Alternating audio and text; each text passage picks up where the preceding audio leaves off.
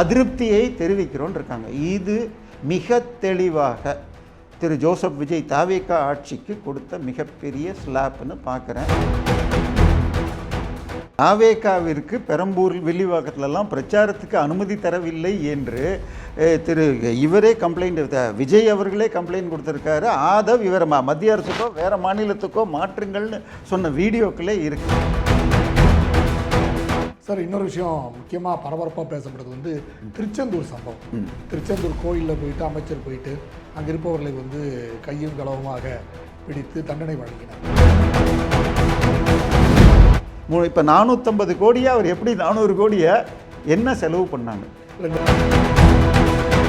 போன ஆட்சியில் பல கோவில்களில் உங்களுக்கு சில மேலேயே ஆணி அடித்து உயர மாட்டுற மாதிரிலாம் வந்ததுன்னு உடனே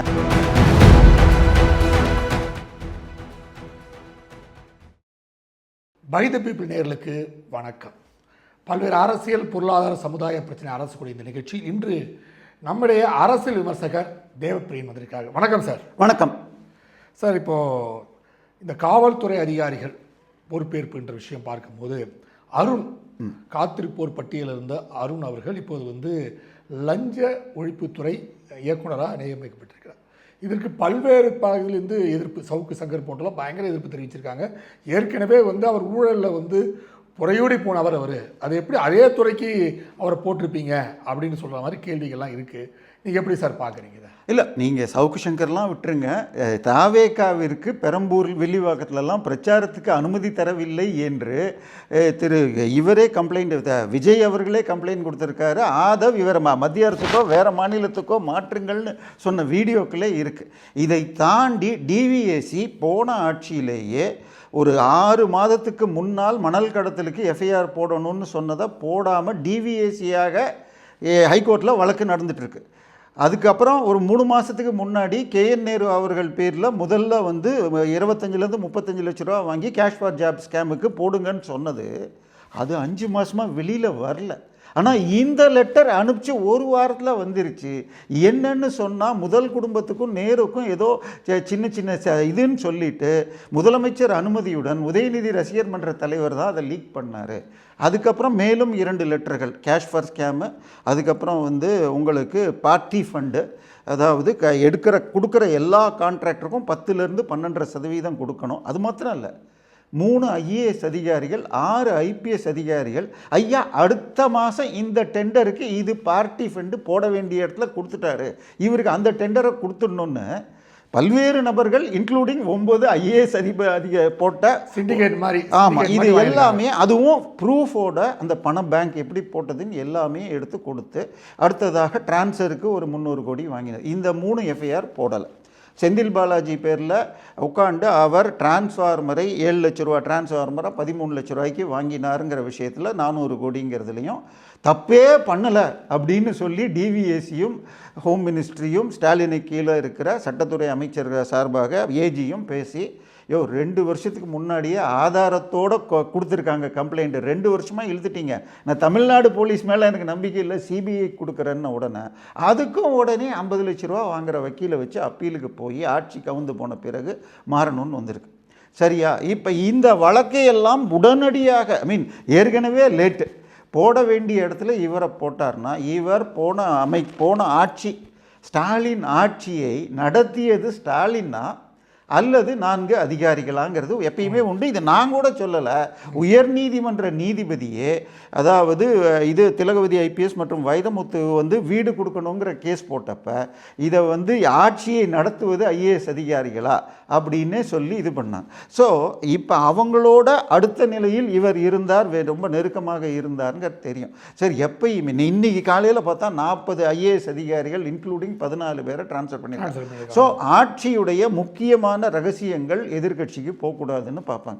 அப்போ அதாவது ஒரு போலீஸ்னு சொன்னால் அவருடைய மாவட்டத்துக்குள்ளே தான் பண்ண முடியும். ஆனால் டிவிஎஸ்சி டைரக்டர்னால் தமிழ்நாடு ஃபுல்லாக இருக்கிற எந்த அலுவலகத்துக்குள்ளே எங்கே வேணால் போகிறதுக்கு அதிகாரம் உள்ள போஸ்ட்டை இப்படி ஒரு சிக்கல் உள்ள போன ஆட்சியோடு நெருக்கமானவர், நீங்கள் சொல்கிற மற்ற குற்றங்கள் எல்லாம் நிரூபிக்கப்படலைன்னு வச்சுக்கோங்க, அப்படின்னாலே இது மிகவும் தவறானது. இப்போ நேற்றைக்கு என்ன ஆச்சுன்னால், அதாவது இவர் ஒரு கட்டுமான நிறுவனத்தின் ஓனர், அதாவது தேமுதிகவுடைய இப்போது எம்பியாக இருக்கிற சுதீஷ் அவர்கள் மனைவி பேரில் இருந்த ஒரு 2 ஏக்கர் இடத்தில் 200 வீடுக்கு மேலே கட்டுறதுக்கு ஜேவி கொடுத்ததில் 1/3 அவருடைய போர்ஷனில் அவர் ஏதோ சில ஏமாற்றங்கள் செய்தார்னு வழக்கு. இது 2019 போட்ட அந்த காலகட்டத்திலேயே ஒரு முறை கைதாகி குண்டர் சட்டத்தில் இருக்கார். இப்போ மீண்டும் அதே வழக்கில் கைது செய்து குண்டர் சட்டத்தில் போட்டப்ப அவருடைய மகன் ஹெர்பியஸ் கார்பஸ் போடுறான். அந்த மகன் உடம்பு சரியில்லாமல் இப்போ மனைவி திருப்பி போட்ட வழக்கு வந்தப்ப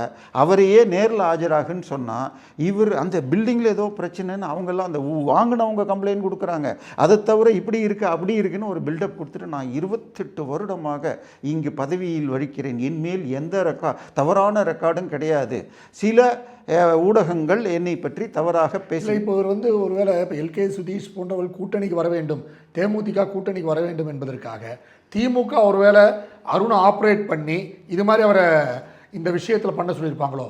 இல்லை, அப்படி இருக்க அதை விட அதிகமான வாய்ப்பு வட சென்னை பகுதி ஒரு அமைச்சர் கட்டுப்பாட்டில் இருந்ததுன்னு உங்களுக்கு தெரியும். அதோடு உங்களுக்கு அதாவது இதை தாண்டி இன்னொன்று சொல்லப்படுறது என்னென்னா, வட சென்னையில் மிக முக்கியமாக அதுவும் குளத்தூர் பெரம்பூருக்கு பக்கத்தில் இருக்கிற இதில் பெரம்பூர் ரயில்வே போலீஸ் ஸ்டேஷன்லேருந்து 500 மீட்டரில் இருந்த ஆம்ஸ்ட்ராங் என்பவர் அவர் வீட்டில் கொல்லப்பட்டார். அது ஒரு கூலிப்படையால் செய்யப்பட்டது. அந்த கூலிப்படையின் தலைவனுக்கு தான் யார் சொல்லி செய்தான்னு தெரியும். ஆனால் அவனை என்கவுண்டரில் போடப்பட்டது. இந்த அருண் சென்னை கமிஷனராக பதவியேற்றவுடன் ஒரு வார்த்தையை பிரயோகித்தார், யாருக்கு எந்த மொழி புரியுமோ அந்த மொழியில் பதில் கொடுப்பேன், இது நான் துப்பாக்கியாலையும் பேசுவேன் அப்படிங்கிற அர்த்தம் கிட்டத்தட்ட 3 என்கவுண்டர் என்னமோ பண்ணார். அதன் பிறகு ஹைகோர்ட்டுக்கு வந்தப்போ நான் அந்த அர்த்தத்தில் சொல்கிறார், கடுமையாக இருப்பேன்னு சொன்னார். ஆனால் 3 என்கவுண்டர். இந்த ஆம்ஸ்ட்ராங் கொலை வழக்கில் அதாவது ஆம்ஸ்ட்ராங் அவரும் வட சென்னையை பொறுத்த வரைக்கும் பல்வேறு நிலங்களில் சில வில்லங்க சிக்கல்கள் இருக்கும். அதை எடுத்து விடுறதுக்கு அரசியல்வாதிகள் உதவுவார்கள். இதை நம்ம தமிழ் பத்திரிகை பாஷையில் கட்ட பஞ்சாயத்து நீக்கல்னு சொல்கிறது. ஸோ அதில் முன்னால் பிரபலமாக இருந்தது முன்னாள் அமைச்சர், இப்போதைக்கு முன்னாள் அமைச்சர், அந்த நேரத்தில் அமைச்சர். இவர் அந்த பகுதி அந்த போஸ்ட்டை எடுத்துக்கிட்டது மாத்திரம் இல்லாமல் 100க்கும் மேற்பட்ட பட்டியல் ஜாதி இளைஞர்களை வக்கீலாக்கிட்டு ஸோ அதை ஒரு ப்ரொஃபஷனலைஸ் பண்ணி வச்சுருந்தார். ஸோ தனக்கு எதிராக இன்னொருவர் இந்த ஏரியாவை எடுத்துக்கக்கூடாது என்பதற்காக அவர் முன்னாள் அமைச்சர் மற்றும் காங்கிரஸ் முன்னாள் தலைவர், இன்னைக்கு இன்னாள் தலைவர் அவரும் சேர்ந்து பண்ணார்கள். இன்று வரை அவர்கள் விசாரிக்கப்படவில்லை என்று சொல்லப்படுகிறது. அவருடைய வலது கையாக இருந்த அஸ்வத்தாமன் என்பவருடைய அப்பா ஜெயிலில் இருந்து அவர் கேட்ட சிகிச்சை கொடுக்காமல் இறந்தும் போயிருக்கார். ஸோ இதில் ஏற்கனவே ஜெயக்குமார்னு ஒரு காங்கிரஸ் பிரமுக தலைவர் திருநெல்வேலியில் கொண்டு இன்னைக்கு வரைக்கும் கண்டுபிடிக்கல. ஸோ இந்த வழக்கும் இப்போ இந்த வழக்கில் அருண் விசாரிச்சுட்டு இருக்கிறப்ப இது சிபிஐக்கு கொண்டு போகணுன்னு அந்த ஆம்ஸ்ட்ராங் மனைவி போட்ட வழக்கை படித்து பார்த்த அதிகாரி அந்த வீட்டில் ஒரு 10 பேரோடு அவர் பேசிகிட்டு இருக்கப்போ தான் நடந்திருக்கு. அவங்க முன்னாடி இவங்க தான் குற்றவாளிகளான்னு பேராட் நடத்தியிருக்கணும். அது கூட நடத்தலைங்கிற ஒரு சின்ன பாயிண்ட்டை மாத்திரம் வச்சு சிபிஐக்கு மாற்றினா எகெயின் ஸ்டாலினுக்கு கீழே வர உள்துறை இது சிபிஐக்கு கொடுக்கக்கூடாதுன்னு 30 லட்சம் ரூபாய்க்கு போயிருக்கு. ஸோ இந்த வழக்கின் சென்சிட்டிவ் வழக்கெல்லாம் இவர் ஹேண்டில் பண்ணியிருக்கார். நேற்றுக்கு இந்த தீர்ப்பில் என்ன சொல்லியிருக்காங்கன்னால், இவர் 28 வருடமாக நான் சர்வீஸில் இருக்கேன்றாரு. இந்தியாவிலேயே மிக அதிகமாக குண்டர் தடுப்பு சட்ட கைதுகளில் அதிகமாக செய்வது இந்த சென்னையில் தான். அதுவும் கடந்த 1.5 வருஷத்தில், போன வருஷம் 800 பேர், இந்த வருஷம் 5 மாதத்தில் 88 பேர் என்னமோ பண்ணியிருக்காங்க. இதில் ஏற்கனவே திரு வாராகி என்ற பத்திரிகையாளர் கைதில் அவர் விசில் ப்ளோயர் தான், ஆனால் அவரை வேண்டுமென்றே கமிஷனர் பொய்யாய் வழக்கு போட்டு கைது செய்தார்னு அந்த தீர்ப்பையும் சுட்டி காட்டியிருக்கு இந்த தீர்ப்பில். அதே மாதிரி சவுக்கு சங்கர் மீது 3வது முறையாக போடப்பட்ட இவர் போட்டதை அப்பீலன் கமிட்டி ரிஜெக்ட் பண்ணியிருக்கு. ஸோ திருப்பி இதே மாதிரி இவர் போட்டுட்ருக்கார். ஸோ இவர் 28 அனுபவம் இருந்தால் முறையாக சட்டப்படி செய்யணும்னு பார்ப்பார். இவர் சட்டத்துக்கு புறம்பாக தான் செயல்பட்டிருக்கிறார். அதனால் அந்த குண்டர் சட்டத்தில் கைது செய்வரை வெளியிடுகிறேன்னு சொல்லிட்டு அடுத்தது சொன்னாங்க பாருங்கள், அதுதான் கொஞ்சம் வலிக்குது. அதாவது தேர்தல் கமிஷன் இவரை சென்னை கமிஷனரிலிருந்து காத்திருப்போர் பட்டியலுக்கு டிரான்ஸ்ஃபர் பண்ண பிறகு திடீரென 26ஆம் தேதி கூப்பிட்டு டிவிஎஸ்சியில் உட்கார வச்சுருக்காங்க. அதுவும் இந்த அழைப்பு வந்த பிறகு அந்த போஸ்டிங் கொடுத்துருக்காங்க. அப்போ இவருக்கு இந்த பதவியை கொடுக்கணும்னு யார் சொன்னாங்க? விஜய் முடிவெடுத்தாரா, இல்லை அதுக்கு மேலே ஒரு வில்வித்தை பெயர் கொண்ட ஒரு சூப்பர் முதலமைச்சரா, இல்லை கூட்டணி கட்சியின் செல்வ பெருந்தகை திருமா போன்றவர்கள் சொன்னார்னு நிறைய மீடியாவில் ஓடுது. ஸோ இப்படி இதை என்ன சொல்லியிருக்காங்க, இது மாதிரி ஒரு போஸ்ட் டிவிஎஸ்சி தலைவருங்கிறது தமிழகம் முழுவதும் லஞ்ச ஒழிப்புங்கிறது கரையா மாதிரி உங்களுடைய இதுலேயே அதுக்கு பேர் என்ன சொல்கிறது, அஸ்திவாரத்திலேயே கரையாங்கறிஞ்சு பில்டிங்கே விழுந்துருங்கிறது தான் இது லஞ்ச ஒழிப்பு. அதை தடுக்க வேண்டிய போஸ்ட்டில் இதுக்கு முன்னால் இருந்த மிக பிரபலமான 2-3 பேர் போட்டு இந்த இதில் போட்டதுக்கு நாங்கள் அதிருப்தியை தெரிவிக்கிறோன்னு இருக்காங்க. இது மிக தெளிவாக திரு ஜோசப் விஜய் தாவேகா ஆட்சிக்கு கொடுத்த மிகப்பெரிய ஸ்லாப்னு பார்க்குறேன். இன்று அவராகவே ராஜினாமாவோ இல்லை ஒரு லாங் மெடிக்கல் லீவ்லையோ போனால் நல்லது, இல்லை அடுத்த ஓரிரு நாட்களில் ஏதாவது தெரியும்னு நினைக்கிறேன். இது மிகப்பெரிய ஸ்லாப்னு சொல்லலாம். சார் அடுத்து கமிஷனர், அது ஒரு மிகப்பெரிய டிஜிபி ரொம்ப நாளாக வந்து அவர்கள் வந்து காத்திருப்பு பட்டியலை வச்சுருந்தாங்க. அதுக்கப்புறம் பொறுப்பு போட்டாங்க, அப்புறம் அதுக்கு ஒரு பொறுப்பு போட்டாங்க. ஸோ டிஜிபிக்கே பொறுப்பு போட்டுட்டு அதுக்கப்புறம் எலெக்ஷன் கமிஷன் ரத்தோட அறிவித்தாங்க. இப்போ திருப்பி இப்போ மத்திய அரசு தரக்கூடிய பட்டியலில் ஒருத்தர் இவங்க அனுப்பிக்கிற பட்டியல் அங்கேருந்து அவங்க பட்டியல் அனுப்பணும். அதில் மகேஷ் குமாரை தேர்ந்தெடுத்திருக்காங்க. அவர் ஏற்கனவே பஞ்சாப்காரன்னு செய்திப்பட்டிருக்குது. பட் கேடர் தமிழ்நாடு கேடர் தான். ஸோ அவரை ஏன் தேர்ந்தெடுத்தாங்க?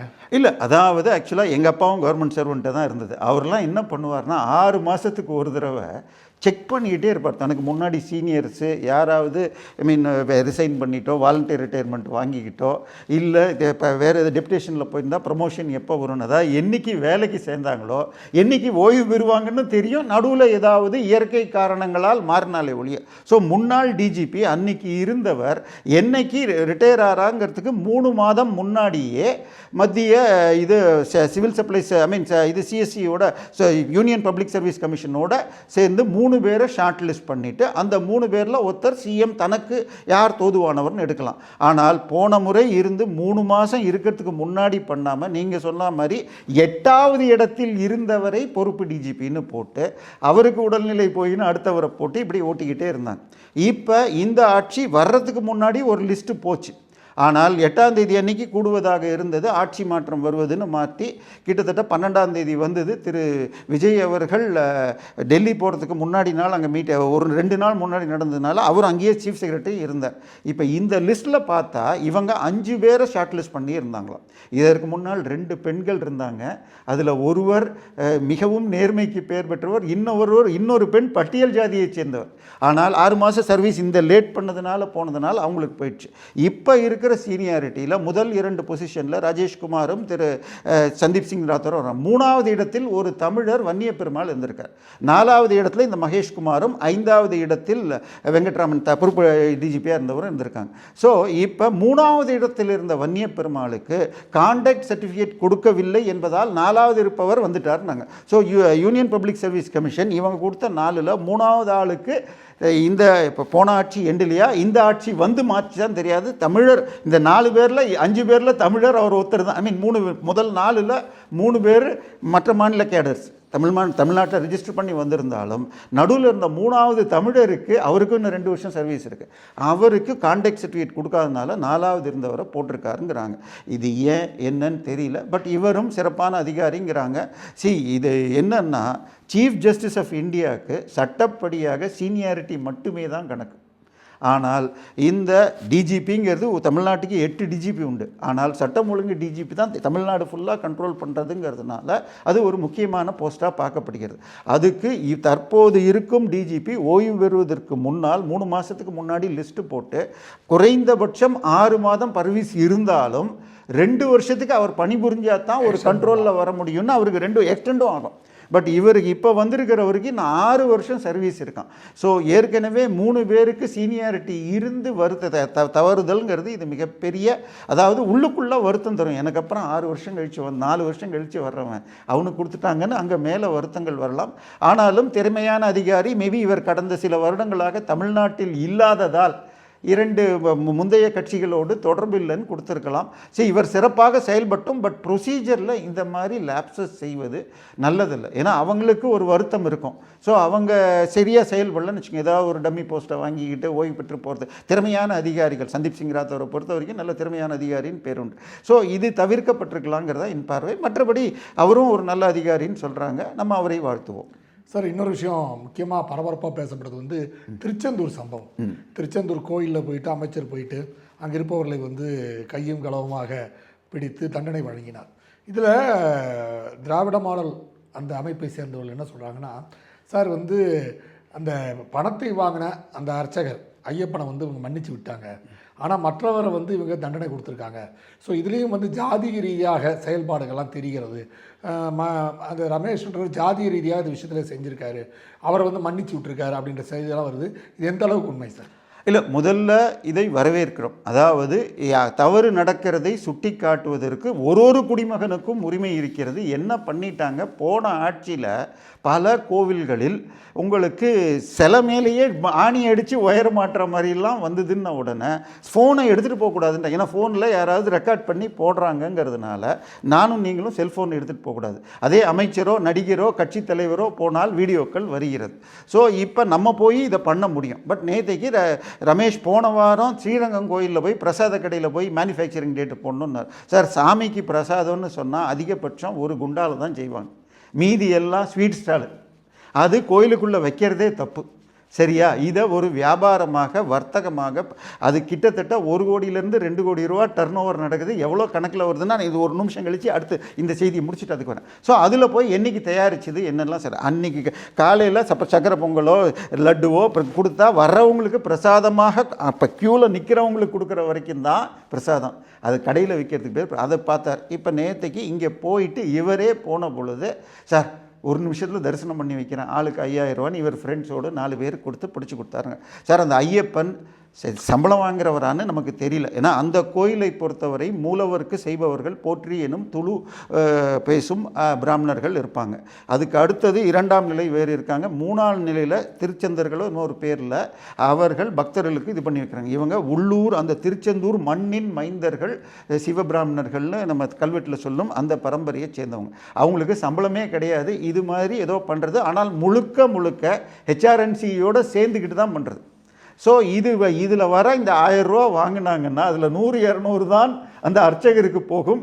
மீதி கட்சி, அதாவது இப்போ இது ஹெச்ஆர்என்சியிலையும் பாதி எம்ப்ளாயி தான் எம்ப்ளாயி, மீதி கட்சிக்காரர்கள். முன்னாடி கழக கண்மணிகள், இப்போ இதுக்கு என்ன பேர், ஊபிக்கள், தாவேக கண்மணிகளா, சரி அப்படிங்கிற நிலைமையில் இருக்கும். ஸோ இப்போ இவர் கண்டுபிடிச்சதை வரவேற்கிறோம். அது அவர் பேர்லேயும் விசாரணை பண்ண. ஆனால் இதே கோயிலில், இதே திருச்செந்தூரில் இன்றைக்கி என்ன சார் தேதி, 29 இல்லை 30, 15ஆம் தேதி, அதாவது ஸ்டாலின் பதவி ஏற்றது 10ஆம் தேதி, 15ஆம் தேதி 100 ரூபா டிக்கெட் கொடுக்குற கவுண்டரில் போலி டிக்கெட்டு போட்டு 25 லட்ச ரூபா எடுத்துகிட்டு போகிறாங்கன்னு சொல்லி ஒரு அம்மாவை சஸ்பெண்ட் பண்ணாங்க. அவங்களையும் டெம்பரரி ஹெச்ஆர்என்சி டெம்பரரி ஒர்க்கர் மேனகாவோ ஏதோ பேர் போட்டாங்க. சார், டெம்பரரி ஒர்க்கருக்கு போலி டிக்கெட்டு போட்டு அதை ரெக்கார்ட் பண்ணி தனியாக எடுத்துகிட்டு போக முடியாது. ஸோ இது பல வருடங்களாக நடந்து கொண்டிருப்பது. அப்போ இருந்த ஆளை பிடிச்சி மாட்டிக்கிட்டாங்க. ஸோ இது எல்லாமே மேலே வரைக்கும் சார் இது. ஸோ இதை அவங்களையும் சஸ்பெண்ட் பண்ணாங்கன்னு வந்துடுதே தவிர போலீஸுக்கு எஃப்ஐஆர் போட்டாங்களா? சரி, இப்போ போலி டிக்கெட் அடித்து பணத்தை வாங்கி கணக்கில் சேர்க்காம யாருக்கோ போகுது, அவங்க எடுத்துகிட்டு போனாலும் சரி, மேலே இருக்கிறவங்களுக்கு போனாலும் இது முழுக்க கிரிமினல் ஆக்டிவிட்டி. இதுக்கு எஃப்ஐஆர் போட்டாங்களா? 15ஆம் தேதி இந்த ஆட்சி வந்த பிறகு தான். இந்த ஆட்சி வர்றதுக்கு ஒரு நாள் 5ஆம் தேதியோ 8ஆம் தேதியோ ஞாபகம் இல்லை.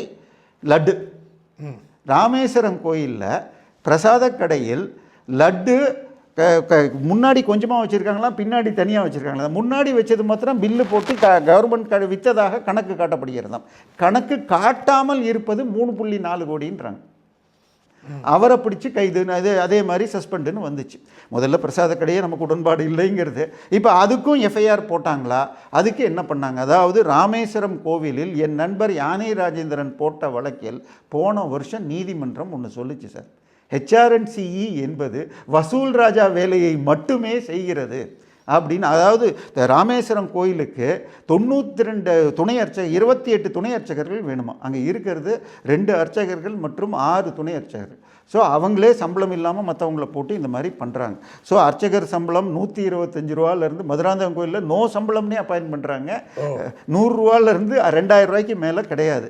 அதே ஜேஇஏஇன்னு சொன்னால் 60,000லேருந்து 2 லட்சம் வாங்குறாங்க. ஸோ அவங்க இது பண்ணுறதுனால தான் கோயிலுக்கு மக்கள் வராங்க. இதே மாற்று மதங்களில் போயிட்டு வேளாங்கண்ணியோ மற்ற இடத்துல பார்த்துட்டு வர முடியுதுன்னா இது ஹெச்ஆர்என்சி வச்சுக்கிட்டு இவ்வளவு பண்ணுறாங்க. இதை தாண்டி சார் திருச்செந்தூருக்கு அந்த ஊரை சேர்ந்த மிக பிரபலமான தொழிலதிபர் திரு சிவநாடார் ஹெச்சிஎல் குரூப். அவர் முதல்ல ஒரு 250 கோடி அப்புறம் ஒரு 150 கோடி கொடுத்தார். 400 கோடிக்கு கும்பாபிஷேகத்துக்கு இது பொன்னூர் உதாரணம். அங்கே இது இன்ஃப்ராஸ்ட்ரக்சர் எல்லாத்துக்கும் சேர்த்து 400 கோடி பண்ணியிருக்காங்க. இதை பண்ணுறது யார் பண்ணணும்? ஹெச்ஆர்என்சி பண்ணணும் சார். அரங்காவலர்கள் தான் பண்ணணும். ஹெச்ஆர்என்சி சூப்பர்விஷன் தான் பண்ணணும்.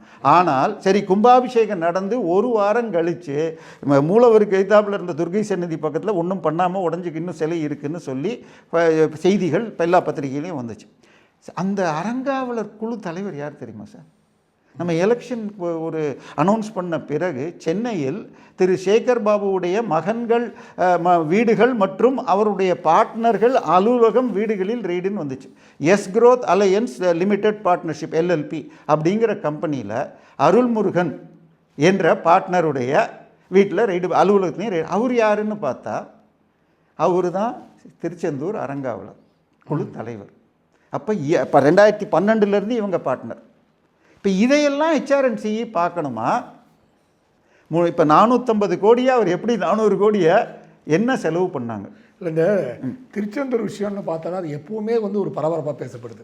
அதாவது எம்ஜிஆர் இருக்கும்போது ஆர்.எம். வீரப்பன் அறநிலையத்துறை அமைச்சராக இருக்கும்போது அங்கே வைரவேல் காணவில்லை என்பதற்காக அந்த ஆஃபீஸர் மேலாம் போனால் அந்த ஆஃபீஸர் தற்கொலை செய்து கொண்டார்ன்ற சம்பவம் வந்தப்போ அவருக்கு நடைபயணம் போய் நீதியை கேட்டு நெடும் பயணம் அப்படின்னு போயிட்டு அங்கே வேலை செய்த இவர் தான் தன்னுடைய துணைவராக அடுத்த 40 வருஷம் கருணாநிதி வச்சுருந்தார். அவருடைய சண்முகன் அவருடைய ஜாதியைச் சேர்ந்த சண்முகநாதன் அவர் அங்கே ஒர்க் பண்ணவர் தான் இங்கே இவரோட சேர்ந்துக்கிட்டார். இல்லை சார், அது மாத்திரம் இல்லை. பழனிக்கு நீங்கள் கீழே போனாலே படியில் போனால் சார் மூலவருக்கு இது பண்ணலான்னு சொல்லி உங்ககிட்ட வாங்குற இது உண்டு.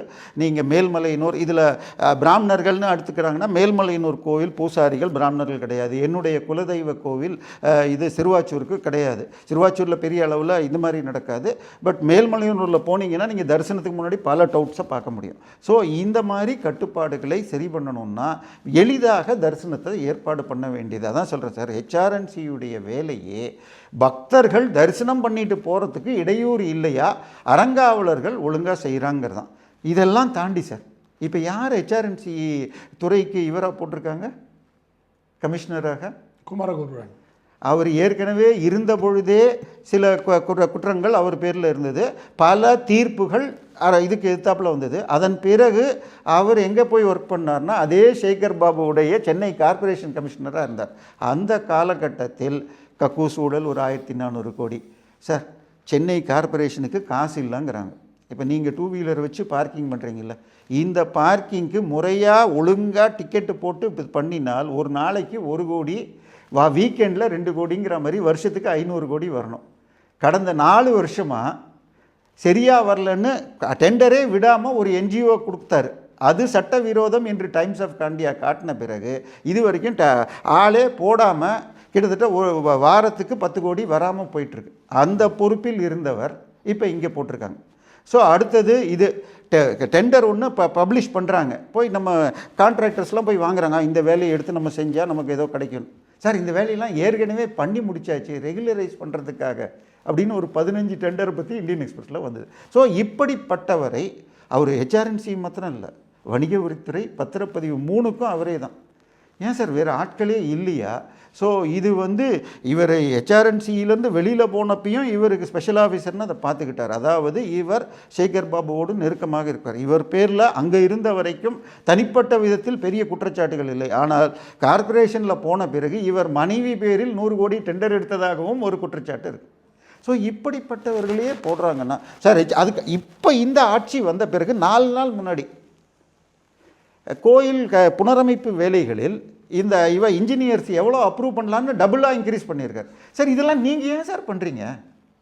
அதை பண்ணுறதுக்கு கமிட்டி பண்ணட்டும் சார். HRNCE முழுக்க செய்ய வேண்டியது மேற்பார்வை மட்டும்தான். நேற்றைக்கு இப்போ பார்சாரதி கோயிலுக்கு ட்ரஸ்டி போனேன், எனக்கு 6 மாதம் வேணும். ஏன் சார்? ஏன்னா நீங்களே இது எக்ஸிக்யூட்டிவ் இன்ஜினியரை போடுவீங்க, தக்காரை போடுவீங்க, எல்லாத்தையும் கொள்ளையடிப்பீங்க. பார்சாரதி கோயிலில் இதே மாதிரி ஒரு முறைகேடு நடந்துச்சுன்னு சொன்னப்போ இது அன்னதானத்துக்கு கொடுத்த பணத்தை கணக்கில் ஏற்றுறாமல் ஒரு அம்மா பண்ணானோன்னா அவங்க திருப்பி கொடுத்துட்டாங்க. அவங்க கணவர் கண்மணி அப்படின்னு சொல்லிட்டு எஃப்ஐஆரே போடணும். நான் சொல்கிறது, தவறு செய்தார் என்று மாட்டிக்கொண்டால் முதல்ல செய்ய வேண்டியது எஃப்ஐஆர் போடணும். ஸோ சார், HRNCE திமுகவா அதிமுகவா தேவைக்காவா வேணாம், அங்கே உள்ளே இருப்பவர்கள் மிக அனுபவமாக அப்படி ஒரு கொள்ளை அடிக்கிறார்கள். இதில் ரமேஷை கேட்டால் சொல்லுவாங்க, பட்டர் முறுக்கிலிருந்து கார் வரைக்கும் பேப்பர் வாங்குகிற செலவெல்லாம் ஒரு கோயில் கணக்கில் எழுதிட்டுருக்காங்க சார். சிவன் சொத்து குலநாசம் வாங்க, இப்படியெல்லாம் தவறு செய்ததுனாலேயோ என்னமோ தான் திரு கொளத்தூரில் திரு ஸ்டாலினுடைய தோல்வி இன்டைரக்டாக பொறுப்பாச்சுன்னு சில பேர் சொல்லுவாங்க. நான் அதுக்குள்ளே போகல. பட் அமைச்சர் நல்லபடி ஆரம்பிச்சிருக்கார். பட் அதை விட தன் துறையை புரிந்து கொண்டு HRNCயில் என்ன எதுக்காக இப்போ அவசரமாக இந்த 4 நாள் முன்னாடி இது எவ்வளோ அப்போ அப்ரூவ் 5 கோடி வரைக்கும் இருந்தது, 10 கோடி, 1 கோடி இருந்தது, 2 கோடின்னு டபுள் ஆக்கியிருக்காரு. எதுக்கு இந்த வேலையாக ரமேஷோட பேசினாரா? ரமேஷுக்கு தெரியுமா? இதை அவர் செய்யணுமா? பிரசாத கடையில் போய் உட்காரணுமா? எல்லா கோயில்லையும் நானும் நீங்களும் எல்லா பக்தர்களும் கேமரா எடுத்துகிட்டு போகலாம், மூலவர் சன்னதிக்குள்ளே மாத்திரம் எடுக்கக்கூடாதுன்னு சொன்னால் இது போல் எல்லாமே வெளியில் வந்துடும். கண்டிப்பாக சார். உங்கள் நேரத்தை ஒதுக்கி பேட்டி மிக்க மகிழ்ச்சி. நன்றி சார். நேரில் மீண்டும் அடுத்த நிகழ்ச்சியில் சந்திப்போம். அதுவரை நன்றி, வணக்கம்.